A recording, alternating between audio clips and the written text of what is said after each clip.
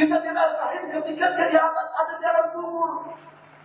Kalau nikmat kubur, otomatis berarti nanti ketika dia berada di akhirat, pasti akan masuk surganya Allah Subhanahu wa Ta'ala. Makanya karena ini mau tiba-tiba datangnya, yang terpenting buat kita umat Islam itu apa? Nyiapin segala sesuatunya, Pak. Betul kan? Karena ini tiba-tiba, nggak ada yang bisa majuin dan mundurin waktunya. Makanya kata Allah, وَإِذَا جَاءَ أَجَلُهُمْ لَا يَسْتَأْخِرُونَ سَاعَةً وَلَا يَسْتَقْدِمُونَ.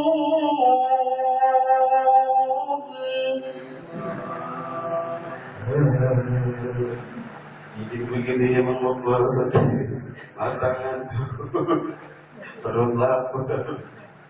Ustaz udah ngomongnya banget biasa banget. Baca Qurannya dilaku-lakuin biar bagus, biar indah didengar sama jamaah. Jawabnya cuma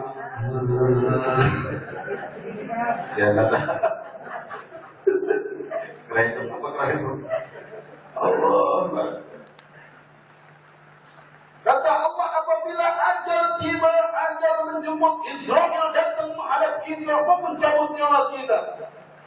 La yastakhiruna sa'atan wa la yastaqdimun, kata Allah. Tidak akan ada yang mampu memajukan atau memundurkan sesaat pun waktunya.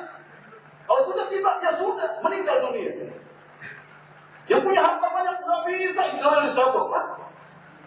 Kan Israel memang makhluk yang dalam malaikat. Bangsanya bangsa malaikat, kita bangsa manusia, betul. Kalau kita manusia, maaf, disodorin 1 triliun, kalau ada urusan, betul. 1 miliar aja kelar, yang atas 100 juta aja kelar, 50 juta aja kelar, urusan benar.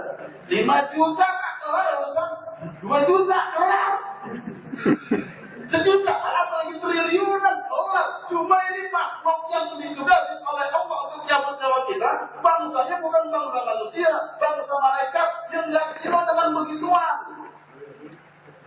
Kagak silau dia mah, dia kagak ngeh berarti. Nggak perempuan kagak endeh. Itu malaikat. Kecuali kita jangan kata saya yang muda, jangan kata Iskandar yang masih muda. Lah, yang udah tua aja kalau kita perempuan cakep mau nggak paham. Betul apa enggak? Lah manusia.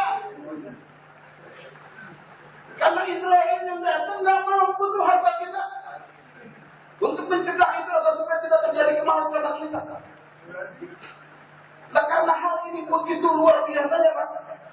Makanya kata Rasulullah, Al-Qayyisu yang disebut dengan orang cerdik itu, ya bukan sekedar orang yang punya cerita yang banyak, yang punya pintu merenov, yang pandai berbisnis, bukan. Justru kata Rasul yang disebut dengan Al-Qayyisu, orang yang cerdik itu adalah man dana nafsahu wa amila lima ba'dahu, kata Rasul. Siapa mereka orang yang cerdik dan orang pandai?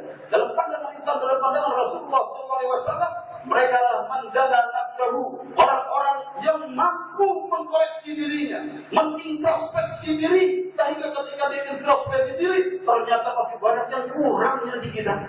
Ya Allah, sholat yang saya sudah lakukan 5 waktu, kayaknya masih banyak kurangnya deh. Ya Allah, taklim yang saya hadirin, kayaknya belum maksimal saya dapat. Ya Allah, ilmu yang saya dapat dari guru-guru saya, kayaknya rasa-rasanya belum semua saya dapat. Introspeksi diri. Semakin kita introspeksi diri, semakin terlihat kekurangan kita. Semakin terlihat kekurangan kita, maka akan menumbuhkan awal kita lebih tinggi di hadapan Allah dan manusia. Ini kan yang ada kita kagak begitu, Pak. Betul apa kagak? Punya titel S1, yang kelihatan S1 gua. Punya titel S2 apalagi? Yang kelihatan S2 gua. Punya titel doktor S3, yang kelihatan S3 kita, betul. Wah, orang hebat. S1, S2, S3. Lah kita S mampu.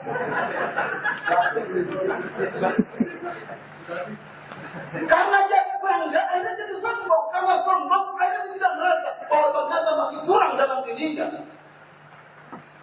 Banyak introspeksi diri. Ketika kita berintrospeksi diri, maka akan menumbuhkan ketawaduan kita dan kehormatan kita di hadapan manusia dan di hadapan Allah Subhanahu wa Ta'ala. Kalau itu sudah terjadi, maka insya Allah motivasi dalam diri kita untuk selalu berlomba-lomba menambah amalan-amalan ibadah di hadapan Allah Subhanahu wa taala.